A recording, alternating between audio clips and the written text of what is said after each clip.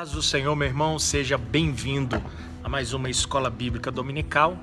Que o Senhor venha falar ao seu coração nesse domingo de manhã, na nossa continuação, na nossa Escola Bíblica Dominical, o Sermão do Monte. Então é muito importante você que pegou esse vídeo pela primeira vez ou está assistindo esse vídeo aqui pela primeira vez, quero convidar você, incentivar você a voltar lá atrás no primeiro estudo do Sermão do Monte para você vir acompanhando as sequências dos estudos, e ver o quanto que isso é importante, o quanto que isso é edificante. E novamente nós estamos gravando aí debaixo desse pé maravilhoso aí de acerola. O pé tá dando até uma quantidade boa de acerola, tá bom? Galo cantando no fundo, é uma coisa bem gostosa mesmo a gente poder estudar da palavra de Deus, ver a palavra de Deus, tendo um pouco desse cenário aí atrás, tá bom? Queria convidar você a abrir a sua Bíblia no livro de Mateus, capítulo 6, a partir do versículo 1. Meu irmão, creio e oro que logo estaremos de volta, tá bom? Você que está nos acompanhando pela Escola Bíblica Dominical, quero continuar convidando, encorajando, incentivando você a nos acompanhar também através dos cultos às 18 horas que estão sendo transmitidos pelo Facebook da Terceira Igreja. E todas as outras informações que estão sendo divulgadas das atividades da nossa igreja, você pode entrar no site da Terceira Igreja, www.terceiraigreja.com, ou então você que tem aí um aparelho com Android, você pode baixar o aplicativo também da Terceira Igreja, que você vai receber todas as informações. Procura aí, vai no seu App Store e procura aí Boletim Terceira Igreja, tá bom? Isso aí vai te abençoar, vai te edificar e você vai ficar conectado com a gente também através das notícias e as atividades que estão ocorrendo durante toda essa semana, tá bom? Estamos com saudade dos irmãos, que essa escola dominical, o quanto antes ela venha voltar a acontecer no templo da igreja, tá bom? Então vamos começar a nossa escola bíblica dominical. Quero convidar você a abrir a sua Bíblia, Mateus capítulo 6, para a gente dar continuidade ao estudo do Sermão do Monte. Uma parte aqui que nós vamos falar do estudo do Sermão do Monte se refere também ao Pai Nosso. O Pai Nosso é algo maravilhoso, meu irmão. Nós poderíamos destrinchar muita coisa do Pai Nosso, não é o que eu vou fazer aqui nesse estudo, devido ao tempo ser um pouco mais curto, e o tanto de proveito que nós podemos também tirar unicamente aqui do Pai Nosso. Nós já fizemos uma série de pregações também do Pai Nosso, tá bom? Então, abre aí a sua Bíblia, Mateus capítulo 6. A palavra de Deus diz: cuidado para não praticardes boas obras diante dos homens, a fim de serdes vistos por eles. Do contrário, não tereis recompensa do vosso Pai que está no céu. Assim, quando deres esmola, não faças tocar trombeta diante de ti, a exemplo dos hipócritas nas sinagogas e nas ruas, para serem glorificados pelos homens. Em verdade vos digo que eles já receberam a sua recompensa. Mas quando deres esmola, a tua mão esquerda não saiba o que faz a direita, para que a tua esmola fique em segredo. E teu Pai, que vê o que é secreto, te recompensará. E quando orardes, não sejais como os hipócritas, pois gostam de orar em pé nas sinagogas e nas esquinas das ruas, para serem vistos pelos homens.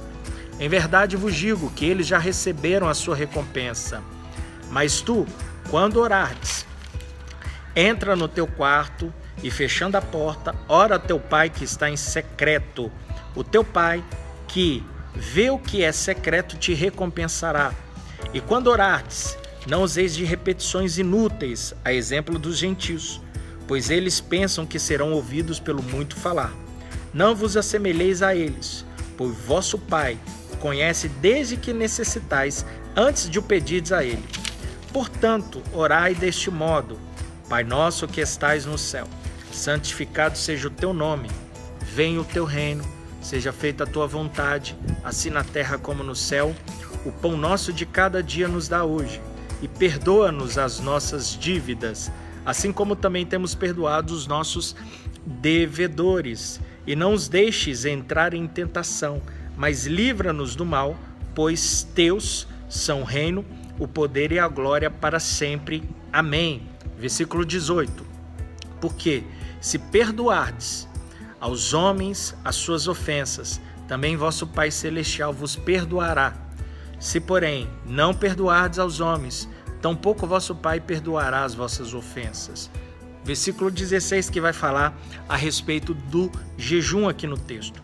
Quando jejuardes, não vos mostreis entristecido como os hipócritas, pois eles mudam a aparência do rosto, a fim de que os homens vejam que estão jejuando. Em verdade vos digo que eles já receberam a sua recompensa. Tu, porém, quando jejuares, põe o óleo na cabeça e lava o rosto, para não mostrar aos homens que estás jejuando, mas ao teu Pai que está em secreto. A teu Pai que vê o que é secreto te recompensará. Então, meu irmão, vamos dar início ao nosso estudo. Depois de nos concentrarmos no caráter cristão do capítulo 5, Jesus vai mencionar agora mais práticas espirituais que devem fluir desse caráter. São eles a esmola, do versículo 2 ao versículo 4, a oração, lá do versículo 5 ao versículo 15, e o jejum, que nós vamos falar hoje também, do versículo 16 ao 18. Jesus ele vai mostrar que se alguém faz a coisa certa, mas com motivação errada, buscando reconhecimento pelos homens, suas boas obras perdem o valor diante de Deus. Você já imaginou isso? Imagina, fazer e realizar um excelente trabalho com as motivações erradas, mesmo sendo um excelente, bom trabalho que você tenha feito, mas diante de Deus não tem nenhum valor, ou seu valor se perde por completo. Bem, eu quero trazer para você no estudo de hoje aquilo que devemos nos apegar, aquilo que devemos nos motivar a fazer e a realizar essas 3 práticas espirituais que nós já falamos para a glória de Deus. Por isso a importância de sempre sondar os nossos corações e motivações antes que a vaidade, o orgulho, a inveja, a soberba, ela venha tomar esse lugar dentro do seu coração. Por isso temos que dar a devida importância, a continuidade, a frequência aos estudos bíblicos. Te incentiva a você pegar desde o primeiro vídeo, para que o Espírito Santo de Deus venha trazer clareza em sua vida, na minha vida, através do estudo e compreensão da palavra de Deus. É importante a escola dominical e principalmente essa temática do Sermão do Monte. Bem, a verdadeira justiça do reino, ela deve ser aplicada às atividades da vida diária. Essa é a ênfase do restante do Sermão do Monte. Jesus associa esse princípio à nossa relação com Deus na adoração, conforme está lá em Mateus, capítulo 6, do versículo 1 ao versículo 18. Com as coisas materiais, do versículo 19 ao 34, e com outras pessoais, capítulo 7, do versículo 1 ao versículo 20. Jesus, ele também vai nos advertir quanto ao perigo da hipocrisia, do versículo 2 ao versículo 5 e o versículo 16. O pecado de usar religião para esconder as nossas transgressões. Hipocrisia não é quem fica aquém de seus altos ideais, nem quem peca ocasionalmente, pois todos sofremos tais fracassos, o pecado. Hipocrisia é alguém que usa a religião de forma deliberadamente consciente para poder esconder os seus pecados e, além disso, promover o benefício próprio para si mesmo. O termo grego traduzido por hipocrisia, ele significa originalmente um ator, era uma pessoa como se fosse um ator que usa máscara. Então ele está ali interpretando algo. Por isso, a justiça dos fariseus daquela época era insinceridade e desonestidade. Eles praticavam a sua religião visando o louvor dos homens e não recompensa a Deus. Por isso que a verdadeira justiça deve vir do interior. Cabe a cada um avaliar a sinceridade, e a honestidade do seu compromisso cristão.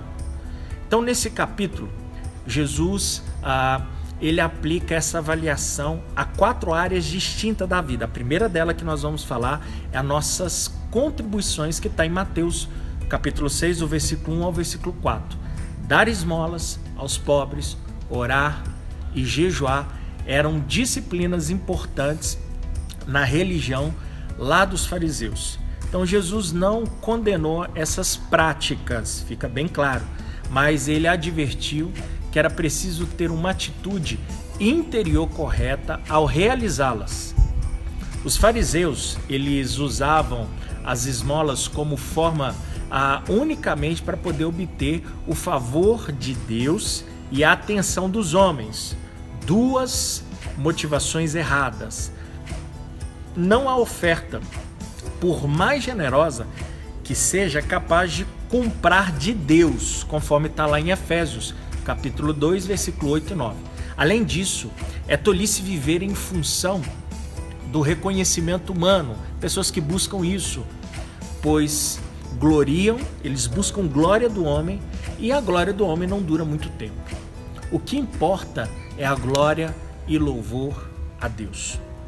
A nossa natureza, ela é pecaminosa. E é tão sutil, meu irmão, que pode corromper até mesmo algo bom. Como ajudar os pobres se a nossa motivação é receber o reconhecimento humano? Nós temos que ter muito cuidado com isso em nosso coração, a vaidade. Então, como os fariseus, chamaremos a atenção para o que estamos fazendo, era o que eles faziam. Se o nosso motivo é servir a Deus e lhe agradar em amor, realizaremos nossas contribuições sem chamar a atenção, e assim nós cresceremos espiritualmente. E dessa forma, Deus é glorificado e outros serão ajudados. Mas se nós ofertarmos por motivos errados, como nós falamos dos fariseus, nos privamos da bênção e das recompensas e roubamos a glória de Deus. Mesmo que o dinheiro ofertado ajude uma pessoa necessitada, isso significa que é errado ofertar abertamente, pastor? Será que eu estou fazendo errado? Todas as ofertas devem ser anônimas também, pastor? Não necessariamente. Porque se a gente observar, os cristãos lá da igreja primitiva sabiam que Barnabé havia doado o valor recebido na venda de suas terras, conforme está em Atos capítulo 4, a partir do versículo 34. Quando os membros da igreja colocavam seu dinheiro aos pés dos apóstolos, não faziam em segredo. É evidente que há diferença, ou seja, é evidente que a diferença está na motivação interior e não no modo como a oferta ela era realizada. Vemos ao contrário no caso de Ananias e Safira. Você lembra a história? Lá em Atos capítulo 5, do versículo 1 ao versículo 11, que eles tentaram usar sua oferta para mostrar aos outros uma espiritualidade que, na verdade, nenhum dos dois possuíam. Então, nós aprendemos com isso. Segunda coisa que nós vamos aprender hoje é falar nossas orações, que está lá em Mateus, do versículo 5 ao versículo 15 do capítulo 6. Jesus ele apresenta 4 instruções para orientar nossa oração. A primeira dela, nós devemos orar em particular antes de orar em público. Olha aí o versículo 6. Não é errado orar em público na congregação, ao agradecer um alimento, ou ainda ao buscar auxílio de Deus, buscar orientação de Deus, mas nós temos que entender e aprender que é errado orar em público se nós não temos o hábito de orar em particular também. Aqueles que estão nos observando, as pessoas elas podem pensar que praticamos a oração em nossa vida particular. Por isso que nós temos que ter cuidado também em vigiar o nosso coração. Segunda coisa, nós devemos orar com sinceridade, versículo 7 ao versículo 8. O fato de repetir um pedido não torna uma vã repetição. Pois também Jesus, quando Paulo repetiram suas petições lá em Mateus capítulo 26, do versículo 36 ao 46. Um pedido torna-se vã repetição quando as palavras não refletem um desejo sincero de buscar a vontade de Deus. A prática de recitar orações memorizadas, elas podem se transformar em vãs ou em vã repetição, né?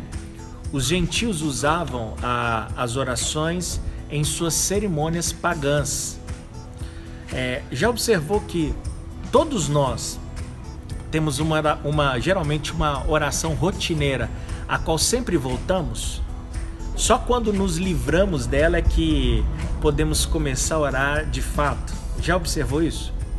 Veja isso, não apenas em minhas orações particulares, mas também ao realizar reuniões de oração. Para alguns, orar é como colocar um CD lá no aparelho de som e deixar tocando enquanto vão fazer outra coisa, né? Deus não responde às orações insinceras. Terceira coisa que a palavra de Deus nos ensina hoje, que nós devemos orar de acordo com a vontade de Deus, versículo 9 ao versículo 13. Essa oração mais conhecida como a oração do Pai Nosso, ela poderia ser chamada mais apropriadamente de oração dos discípulos.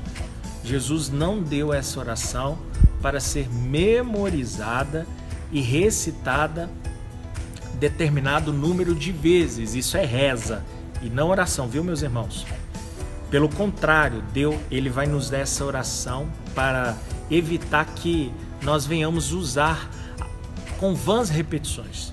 Jesus não disse, orem com estas palavras, mas Ele vai falar, mas sim, orem desta forma, ou seja, usem esta oração como um modelo, não como um substituto. O propósito da oração é glorificar o nome de Deus e pedir ajuda para realizar a sua vontade aqui na terra.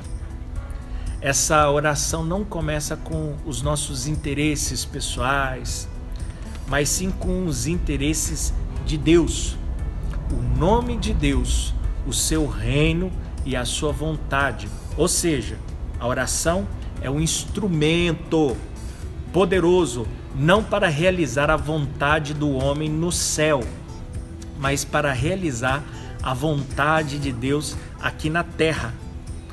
Nós não temos o direito de pedir a Deus qualquer coisa que desonre o nome dele, que impeça o avanço do reino de Deus aqui na terra, ou seja, que a nossa oração venha a ser um empecilho à sua vontade aqui na terra. É interessante observar que todos os pronomes da oração, eles estão no plural, não no singular. Pai Nosso.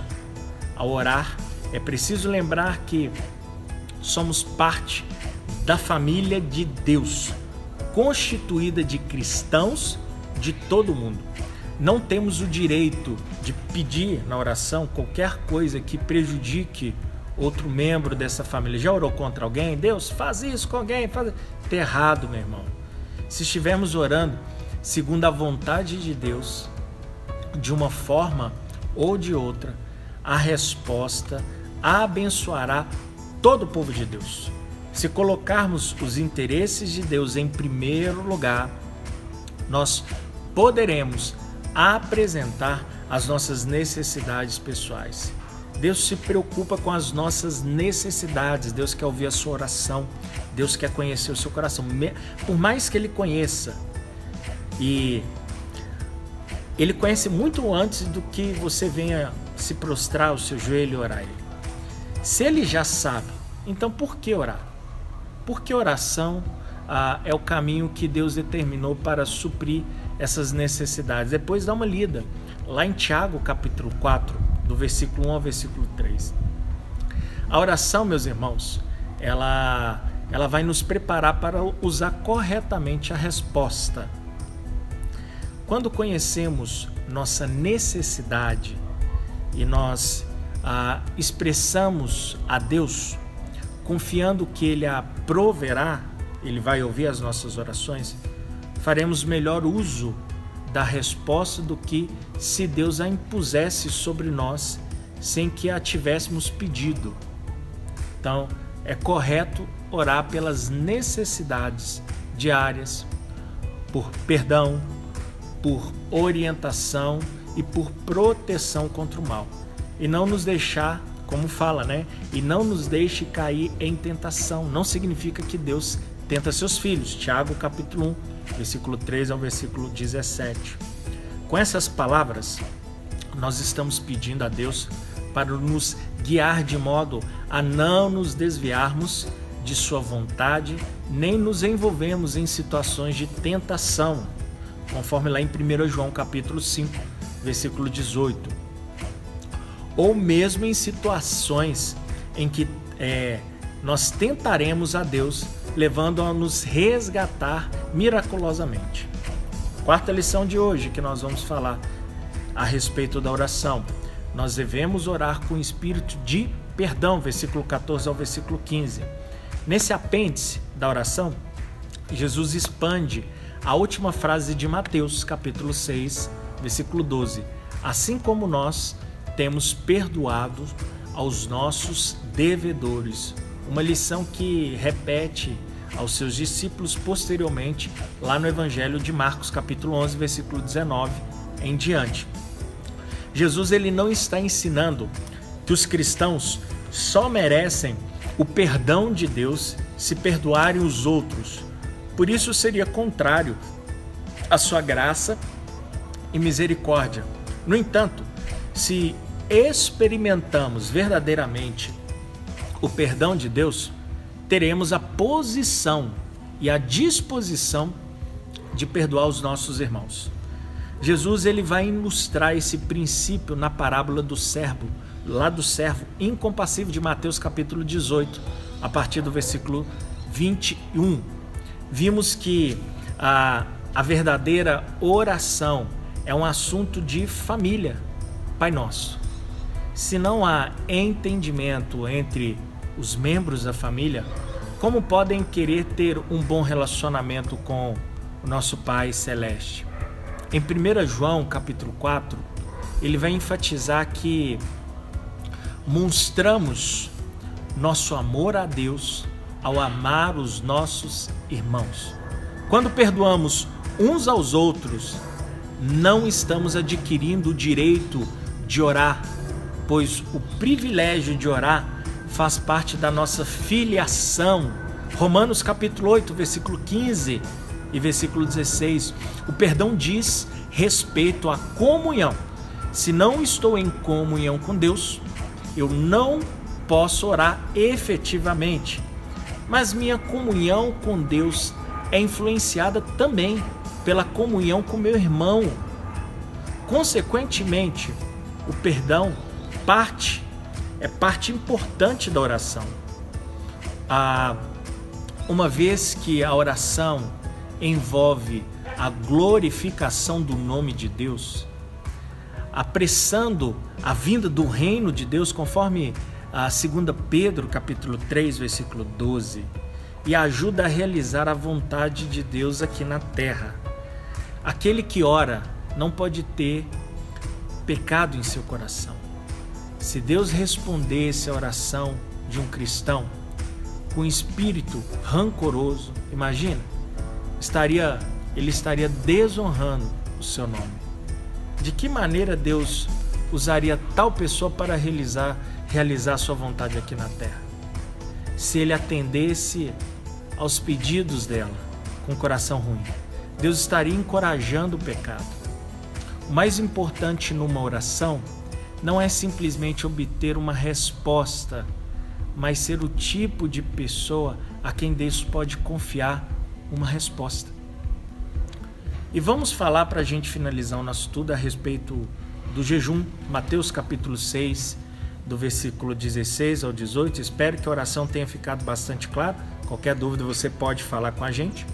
Então, o único jejum que Deus exigia do povo judeu era aquele que era celebrado anualmente lá no dia da expiação, Levíticos capítulo 23, a partir do versículo 27. Os fariseus, eles jejuavam todas as segundas e quintas-feiras, conforme está em Lucas capítulo 18. E o faziam de modo visível para que todos ali pudessem ver, sem dúvida. O objetivo do coração deles era receber o louvor dos homens, e com isso eles acabaram perdendo a bênção de Deus. Meu irmão, não é errado jejuar se o fizermos de forma correta e pelos motivos certos. Jesus ele jejuava, e também os membros da igreja primitiva, eles praticavam jejum, conforme está lá em Atos, capítulo 13, versículo 2. No entanto, essa prática do jejum não deve e jamais se tornar uma oportunidade para tentação, conforme está em 1 Coríntios, capítulo 7, versículo 7. A privação de um benefício natural, como o alimento e o sono, não constitui em si mesmo um jejum. É necessário que nos consagremos a Deus em adoração. Se não houver devoção sincera, depois dá uma lida a Zacarias capítulo 7, não haverá qualquer benefício espiritual duradouro. Assim como a oferta e a oração, o verdadeiro jejum deve ser feito em particular apenas entre o cristão e Deus, você e Deus.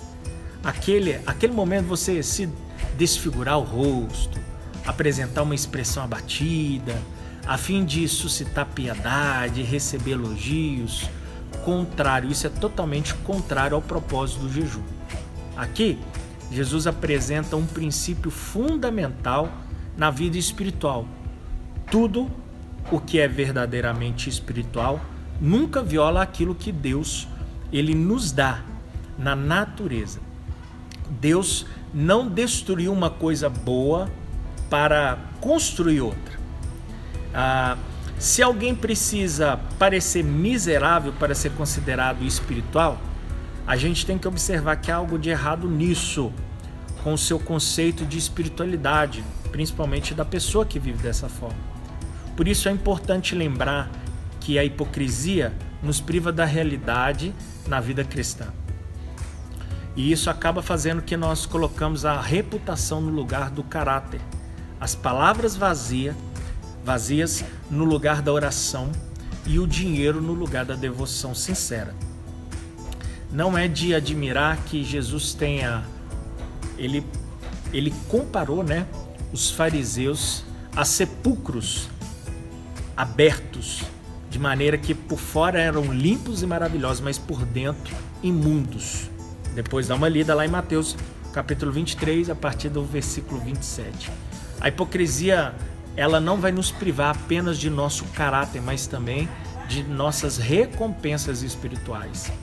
Em vez de a aprovação eterna de Deus, recebemos o louvor superficial dos homens.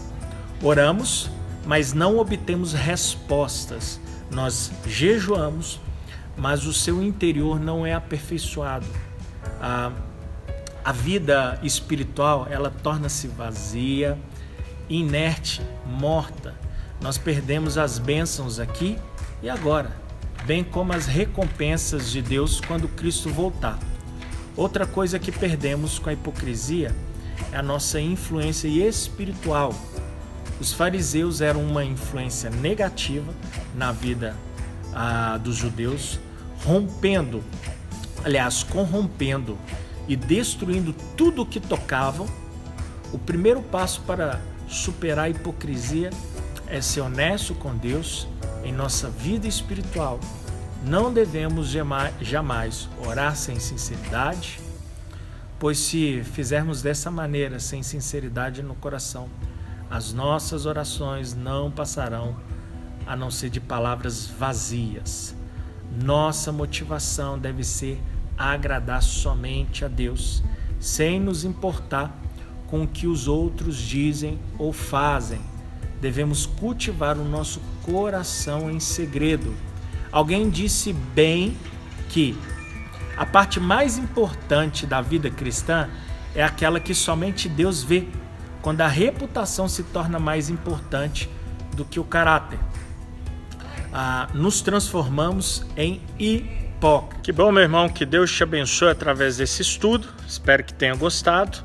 Ajude a compartilhar, tá bom? Deus continue te abençoando em nome de Jesus.